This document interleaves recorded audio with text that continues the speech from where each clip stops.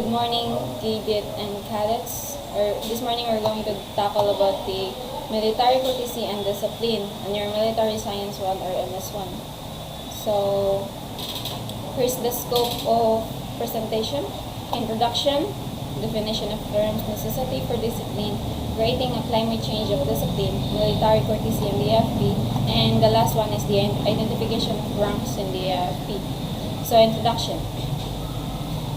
Many people think that discipline is nothing more than the enforcement of regulations and the corresponding punishment when one violates them. So, kadalasan daw sa mga tao ay nag-iisip na yung pagdidisiplina ay ang pagpapatupad ng mga regulasyon at yung consequence when one violates them. Others associate discipline with the state of subservience where subordinates blindly follow the orders of their superiors out of habit or fear. Kaya nakasanayan namin sundin yung mga instructions ng mga superiors namin dahil sa disiplina. After that, you're going to understand that after you're going to dig it deeper. So next, military courtesy. So military courtesy is the written officially prescribed code of department, or we're going to call it responsibility for the military, for members of the military establishments. Ito daw yung military courtesy daw is yung sense of responsibility sa lahat ng personnel ng isang military. Morale, the mental state and spirit of an individual or unit. Yung moral is yung confidence mo sa iyong sarili, or kumbaga pride. May tinatawag ding high moral o low moral. Yung low moral is yung tingin mo sa sarili mo is sobrang babanay, tapos yung high moral naman is yung confidence sa sarili mo. Next is military discipline is necessary to ensure orderly and effective group action, commonly known as teamwork. So, yung military discipline daw is yung pag-ensure or isang assurance ng isang unit, ng isang efficiency, or yung pag-work nyo as a whole, or what we call as teamwork. O what is teamwork? Teamwork is particularly important in the military operations where its presence or lack of it may very well spell the difference between victory or defeat. Sabi dito, kapag wala daw kayong teamwork, ito yun, lack of it. Kung wala daw kayo nito, is ma-differentiate nyo yung kaibahan ng victory or defeat. Kapag wala, kaya sobrang importante talaga ng teamwork sa isang unit. Kaya kailangan nyo i-build yung camaraderie nyo para meron kayo nito. So, next. Necessity for discipline. With discipline, a soldier learns a sense of obligation to himself and to his comrades, to his commander, and the entire organization. Meaning, yung disiplina, kung meron ka nito, hindi lang sa sarili mo yung dapat isipin mo or may obligation ka.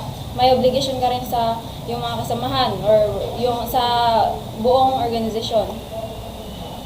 So, the ultimate objective of the military discipline is unit efficiency in battle, to ensure that the unit performs its role correctly, that it reaches its objectives, accomplishes its assigned mission to help other units to accomplish their mission.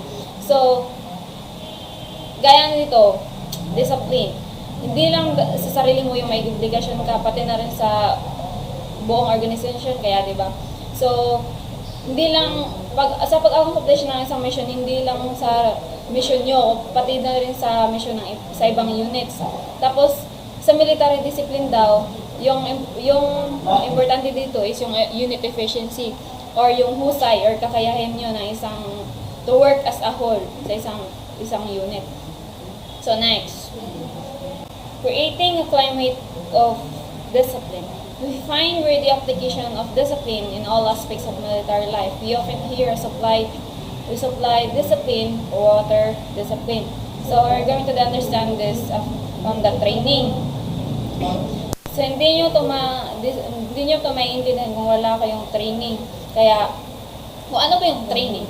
A soldier learns to work with other soldiers, learn to unify their actions into a single effort in order to accomplish a group mission and develops the habit of prompt obedience to all orders. Or when we say prompt is yung maliksi or yung pagpapadali sa isang trabaho. Kaya kailangan nyo ng training para ma-sharpen nyo yung skills sa isa-isang personnel. Kaya kailangan nyo ng training. So next, judicious use of punishment and reward. So when we say judicious, it means mahusay na pagpasya. So, ibig sabihin, mahusay na pagpasya ng isang punishment and reward. The best kind of discipline is that which exacts obedience by appealing the reason and which makes use of so-called positive incentives. So, ginagamit daw itong reward para sa positive incentives. Ano ba yung positive incentives? Yung positive incentives, yung pagpapasigla sa isang tao para maganyahan siyang gawin yung tama or yung nararapat. So, next. Instilling a sense of confidence and responsibility. So, instilling means yung pagtanim or paglagay ng sense of confidence and responsibility sa isang tao. A confident and responsible soldier realizes that he has an obligation not only to himself but to the other soldiers in the organization. Kaya sabi ko sa kanina, yung pagdisiplinado kang tao, hindi lang sa sarili mo yung may obligasyon ka, pati na rin sa organization. Ito yung tinatanim sa isang organization para may unit efficiency kayo. So, next. Military courtesy. So, yung kanina is yung prescribed written code, diba? Ngayon, itong military courtesy is the act of politeness, civility, and the respect that personal and military organization accord to one another. Ito daw yung act ng politeness or yung paggalang. Hindi lang sa sarili mo or sa seniors, pati na rin sa kabatch nyo.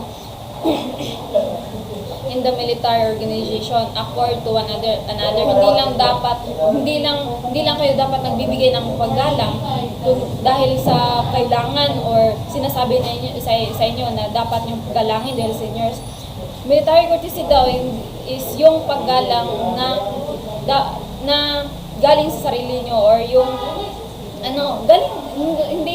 hindi sinasabi sa inyo, yun dapat willing kayong maggalang. Diba dapat yung paggalang naman dapat binibigay kahit kanino or kahit sino. Kaya hindi niya to dapat sabihin pa. Next.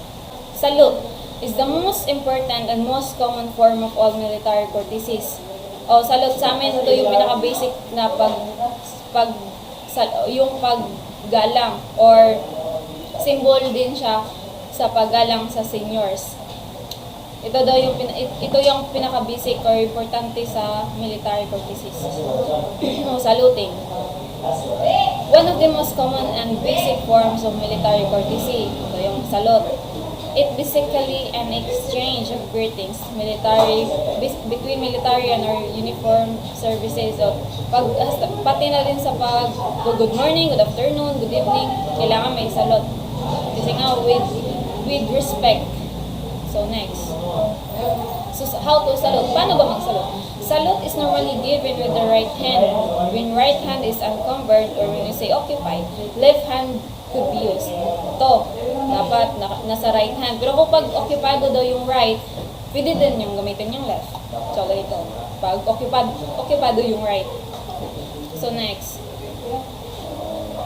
The salute is made whether a headgear is worn or not. Worn, past tense for wear. So, ano ba yung headgear? Yung cap namin na camouflage. So, ginagawa daw yung pagsalute whether yung cap is ginagamit namin or wala. Rifle salutes are used in place of the hand salute when carrying a rifle. So, kapag may dala kang rifle, hindi dapat yung ganito yung salute. Dapat dun ka sa rifle nakasalute. So, next. Who are entitled to the salute? Sino ba yung dapat salutan daw? The national flag and national anthem, ito yung sinasalot, national flag and national anthem. Commission officers, ito yung mga with rank officials in the Armed Forces of the Philippines. Ito yung commission officers or may rango. So next. Civilian high officials or foreign dignitaries during military honors rendered for them. So for example, President of the Philippines, civilian high officials. President of our campus, Sir Victor Elliot Repetan III. Dapat din siya i-render ng salute. Officers of the Coast Guard and Geodetic Survey and the Public Service when they are serving with the AFP. When to salute, kailan magsasalute. When men seated in boats in which there is no officer, the PT officer in charge of the boat rises and salute all the officers passing near or within the boat. So kapag may nakaupo sa boats o yung ikaw yung nakaupo tapos walang officer, yung PT officer daw yung nasa boat or nasa bangka rises and salute sa lahat ng officers na dumadaan malapit sa bangka. So next. When boarding a Navy ship in which the national flag is flying, all persons in the naval service, upon reaching the upper platform of the accommodation ladder or shipboard end of the prow, face the national flag and salute. Then salute the officer of the deck or OOD. So, boarding. Ito yung pagpasok sa isang Navy ship, kailangan yung mag-salute or mag-render ng salute, lalo na pag yung national flag natin is flying or nakasabit na. Then sa officer of the deck, kailangan nyo mag-salute ito bago pumasok. When leaving the ship or shoring, the salute first the OD and then the national flag. So magsasalute bago kayo lumabas sa isang Navy ship, kailangan nyo magsalute sa OD and then pagkatapos nun is sa national flag natin. So next. Officers seated in boats rise and rendering and returning salutes when a senior enter or leaves the boat or when acknowledging a gun salute. So, kailangan nyo din magsalute kapag may senior officers na pumapasok or lumalabas sa boat or when acknowledging a gun salute. So next. Coxswain or what we call service of the boat in civilian meaning. In charge of the boat, rise and salute all officers entering or leaving the boat. All members of the crew, when the boat is not underway and carrying an officer aboard, stand and salute when an officer comes alongside, leaves the side, or passes near them. So, lahat ng crew sa isang Navy ship or yung tatawag silang coxswain, kailangan din magsalute sa lahat ng crew. Kahit na dumadaan sila sa alongside or leaves the side or passes near them. Basta malapit sa Navy ship, kailangan magsalute. So, next. In Navy building, the same general rules of saluting applies as on board Navy ship. Pati din sa Navy building, dapat isipin nyo na yung saluting daw, ina-apply din pareho sa Navy ship, pagpasok sa isang Navy ship. Salute all officers senior to you in all occasions. Salute all other officers in the first meeting during the day and salute also rendered indoors during the ceremony. So, render din yung indoors salute kapag may ceremonies. Honoring the flag in a court martial. Yung court martial, ito yung korte sa AFP. Kailangan din magsalute pag kumakanta ng national anthem. So, kailangan magsalute doon. So, next. When in company with a senior, you always walk on his left or put him under your right. This also applies aboard in any vehicle. Kapag naglalakad doon kayo sa senior nyo or senior officer, you have to walk in his left. Di ba nga, senior is always right, so, or ilagay nyo daw siya sa right nyo. Tapos, dapat nauna siya, tapos nasa liparan kayo. Nang nasa right niya. Yung nasa left mo. So, next.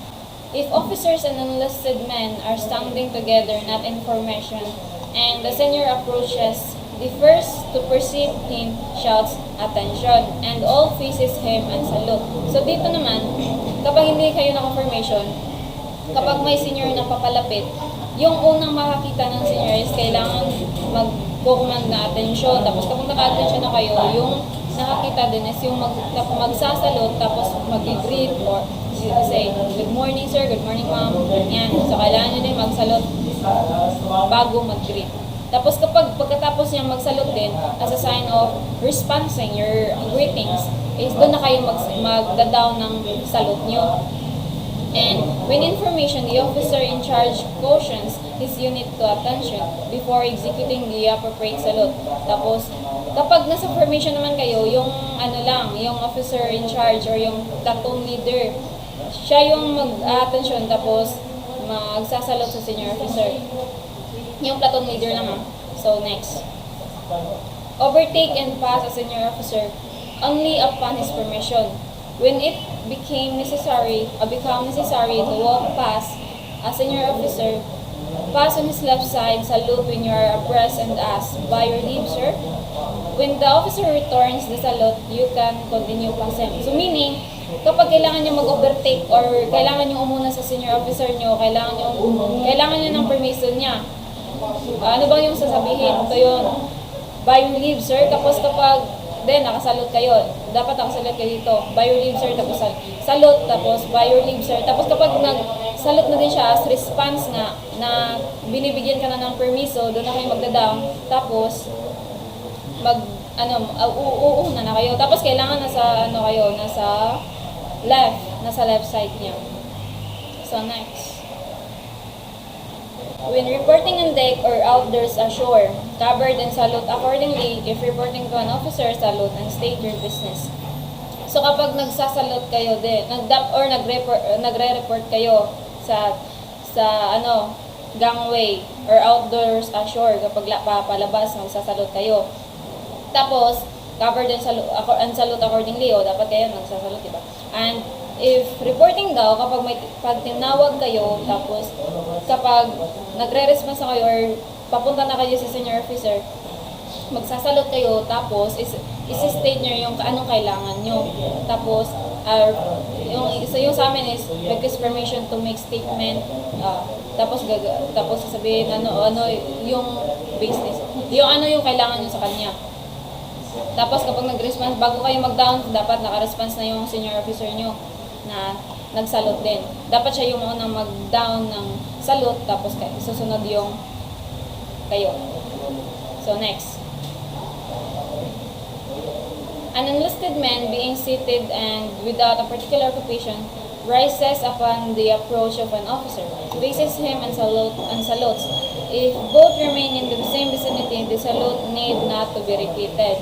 So, kapag enlisted man daw, nakaupo ka lang na walang ginagawa, tapos may paparating na senior officer or an officer lang, enlisted man kayo, diba? So dapat kayo yung dapat magsalot sa kahit kaninong mga officer. So kailangan yung nakaharap sa kanya tapos nagsasalot. Tapos kapag nasa isang lugar lang kayo or magkalapit lang kayo, kapag hindi mo na dapat ulitin yung pagsasalot. Dapat isang beses lang yun. So next. If seniority is unknown, the safest way and the best rule is to salute mutually and without say. Kapag di nyo rin kilala yung senior, dito sa amin, marami na kaming beses naka-experience niyan, hindi namin kilala yung senior. Kaya, yung safest way daw, ito yung sabi dito, yung safest way or best rule is magsasalot na lang kayo kahit hindi nyo kilala para walang masabi. So, or dapat ipakita nyo yung pagiging respectful nyo or yung discipline as a military. So, kahit hindi nyo kilala, kailangan nyo magsalot. Ito yung best rule. Kahit wala kayong sasabihin, kailangan nyo magsalot. Sentries at gangway. Sentries is yung guardia yung nasa gangway. Ito yung mga taong nag-guard nasa gangway. Salute all officers going or coming over this side. And when passing or being passed by officers, close aboarding ship. So ito rin. Sa amin dito, pag nasa gangway ka, ikaw yung ikaw yung magpapasok or ikaw yung magpapalabas. Pero kapag lalabas ka din kapag lalabas din kayo, kailangan nyo din magsalute. Next. Officers and enlisted personnel both salute a senior officer riding in a vehicle. A driver of a vehicle is required to salute if the vehicle is at halt. So ito rin. Naranasan din namin to, nagsasalute kami kapag kahit nasa vehicle yung senior officer. Tapos yung driver naman, tapos kapag nakahinto na yung vehicle, magsasalute kami, tapos yung driver is magre-response. Yung senior officer magre-response kapag nakahinto na yung vehicle. So kailangan nyo din hindi lang dahil lang nakatayo siya, dyan na kayo magsasalute. So next, Namde. When not to render salute. So kailan daw hindi na magre-render ng salute? When troops are at work. Kapag nasa trabaho yung mga tropa, hindi nyo kailangan magsalute. Indoors, except when reporting to an officer. Or hindi nyo daw kayo magsasalute kapag nasa indoors kayo. O nasa loob ng office, di kayo magre-render ng salute. Except daw kapag nagre-report kayo sa isang officer. When carrying articles with both hands or being so occupied as to make saluting impracticable. O yung sinasabi ko kanina is magsasalute kayo, 'di ba? Dapat nasa right hand. Tapos sabi ko, kapag occupied yung right hand is pwede niyo gamitin yung left hand.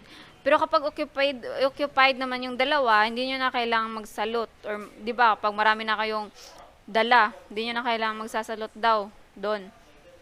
So, and when serving as a military prisoner, hindi na kayo magsasalute dito. Next. Rank. Dito na tayo sa mga sa mga rank. Last na pa. So rank. So dito na tayo sa terminologies or definitions. Rank is the combined rate and rating of an individual. O ito yung ranggo.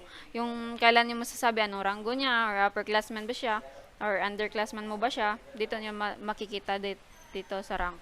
Tapos unrated, non-rated, or unclassified is a term used to identify an individual who has not yet been classified for a particular rating. His rank would carry an initial UN, or example, ESN UN. So unclassified. Ito yung rank niya, or as initial. Kapag wala pa kayong classified particular rating. So next. Rating is a term used in a navy to identify an occupational specialty that is based on aptitude, training, experience, knowledge, and skills of an individual. Ito yung rating daw is kung yung mga training nyo, yung na-experience mo or knowledge sa isang bagay, or skills, or yung kaalaman nyo. So ito yung rating. Rate is a term used to identify the level of achievements and expertise within the individual's rating. Rate may also be called pay grade within a rating. So, yung rate naman is ma-identify siya sa rating mo. Ito yung level sa achievement mo, or yung mga pinagdaanan mo na. To sa training, or marami ka na bang training na nagawa, or kaya makikita to sa rating, 'di ba? Kasi dito to magbe-base sa rating yung rate. So, next. Striker, a term that applies to an individual in the pay grade A1 to A3. Yung striker is yung wala pang classified na rank, or hindi pa PT officer. ito yon, or nasa pay grade pa lang ang enlisted 1 to enlisted 3. PT officer, is a term that applies an individual in the pay grade A4 to A7. Tulad ng PIC natin. PIC natin is PT officer second class. So, ito yon, PT officer. Nasa pay grade pa lang ng A4 to A7. So, next. So, AFP enlisted ranks and insignia. So, ito yon sa second lieutenant, sa Navy naman, ensign, or ito yon ANS as initial. Ito yung color insignia, makikita nyo naman, di ba? To. Tapos, sa shoulder board, yung makikita dito, is isang sun. Sun ba to? Tapos, isang linya. Ito makikita sa shoulder board. Tapos, sa first lieutenant, ito naman, yung dalawang triangle. Dalawang linya, sa star, ganun pa rin. Yung linya lang may kaibahan. Tapos, sa captain, initial for captain is CFPT or CAP.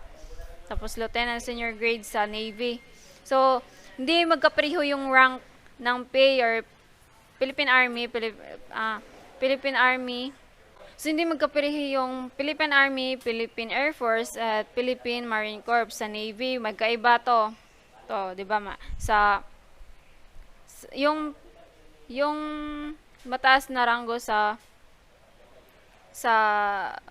PA or sa PMC is Lieutenant General. Tapos sa Navy naman is Vice Admiral.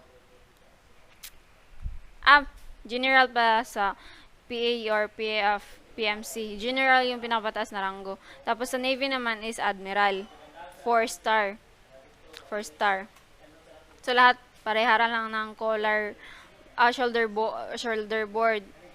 Pareha lang din ng color insignia, pero yung rank is magkaiba. So, next. Ito. Pareho pa rin. Army insignia. Magkaiba. Navy rates. Ito yon sa Philippine Army, Philippine Air Force, or Philippine Marine Corps. Yung rank is private. Tapos, for initial is PBT. Tapos, isang triangle. Sa Air Force naman is ganito. Marine insignia. Navy rates. Navy insignia. So, magkaiba yung Marine insignia and Navy insignia. So, ito yung kaya next. End of lecture. Wala na pala. So, last na yon. So, dahil huli na yon, end of lecture na nga. So, thank you for your time sa panonood. And please, study this one. Goodbye.